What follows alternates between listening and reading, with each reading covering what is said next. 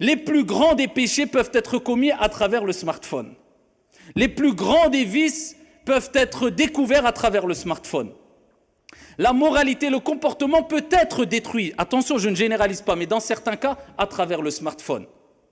L'éducation peut être mise en l'air à travers le smartphone.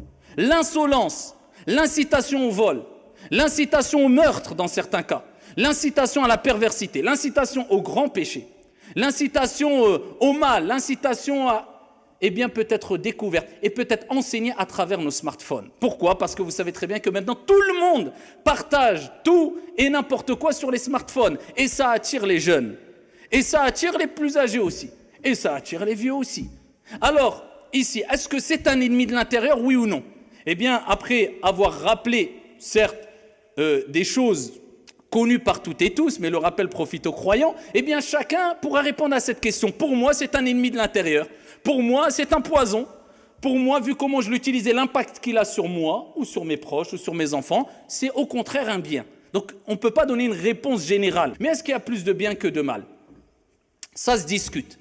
Mais honnêtement, ça c'est mon point de vue personnel, je pense que de manière générale, quand on voit les dégâts que ça crée, je ne parle pas du téléphone, je parle de l'accessibilité à beaucoup d'applications, au net, au smartphone, etc. De manière générale, pour moi, mon humble avis, il y a beaucoup plus de mal que de bien. Parmi les choses mauvaises, parlons concret, la perte de temps. Faites le test ce soir, d'accord ? Prenez une journée de 24 heures. Combien de temps t'es resté sur ton smartphone ? Et particulièrement les jeunes. Scotché au smartphone, et j'en passe. Je ne parle pas que d'une ou deux applications, mais maintenant, ça y est, c'est la concurrence des applications, où tout va vite. Entre Snapchat, TikTok, Instagram et compagnie, la problématique est où ? C'est un bouffe-temps. Et c'est quelquefois un bouffe-cerveau. Pourquoi ? Parce qu'on a détruit le temps à travers certaines applications. Enfin, ça a été voulu aussi TikTok qui renvoie vers le son tic-tac, c'est les fondateurs qui le disent, pour rappeler l'importance de tic-tac, le bruit, de quoi ? De l'aiguille d'une montre. La moindre minute, il faut l'exploiter. La moindre seconde, il faut l'exploiter. Mais l'exploiter dans quoi ? À regarder tout et n'importe quoi et ça s'enchaîne. Et vous avez vu les applications aujourd'hui, pourquoi ça fait perdre le temps et tuer le temps ? Parce que ça va vite. Et tu ne te lasses pas, parce que c'est des choses nouvelles. Mais le problème, c'est que non seulement ça te fait perdre du temps, mais ça te fait perdre, et ça c'est, je pense, encore plus grave que la perte de temps. Ça te fait perdre ta concentration. Comment veux-tu, billahi alayk, te concentrer pour lire une page de Coran, où il faut aller doucement, où il faut se concentrer pendant 10 minutes, alors que tu as l'habitude de voir 50 vidéos défiler comme ça, sur TikTok ou sur Insta ou je ne sais quoi ? Ton cerveau, c'est comme un muscle. Soit tu le renforces, ou soit tu l'affaiblis. Et à force d'avoir cette paresse intellectuelle à travers certaines applications comme TikTok et autres, et voir défiler des dizaines, voire des centaines de vidéos qui sont différentes les unes des autres, dans un temps très court, eh bien tu affaiblis ce muscle, tu affaiblis ton cerveau, et quand tu veux que ton cerveau se concentre sur la lecture d'une page ou autre, il ne peut pas, il ne tient pas.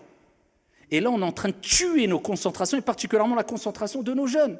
Ils n'arriveront plus à lire le Coran, ils n'arriveront plus à lire des livres de manière générale, à se concentrer à l'école, ils n'arriveront plus à écouter un cours ne serait-ce que 30 minutes ou là 40 minutes. C'est pour cela que même pour les rappels religieux, eh bien comme on le dit souvent, nous à une époque c'était des cours, des conférences d'1 heure, des séminaires de 5 heures, 7 heures, et c'était pendant des jours, et c'était... Maintenant, si tu dépasses 3 minutes, le jeune ne regarde pas. Eux, ils aiment maintenant que ce qui va très vite, et surtout pour se donner bonne conscience aussi quelquefois. Mais je suis sur TikTok et autres, mais j'écoute des rappels religieux. Il a vu 30 secondes. D'accord, mais avant et après le rappel religieux, tu as vu combien d'heures de façade et de je ne sais quoi ? Ça passe de une voiture à une course, à un vol, à une insulte, à un manque d'éthique, à des images hadith wala haraj. Je passe les détails et ça va vite. Et même, et quelquefois se glisse une récitation du Coran. On se donne bonne conscience. Et wallahi que ça peut être un poison.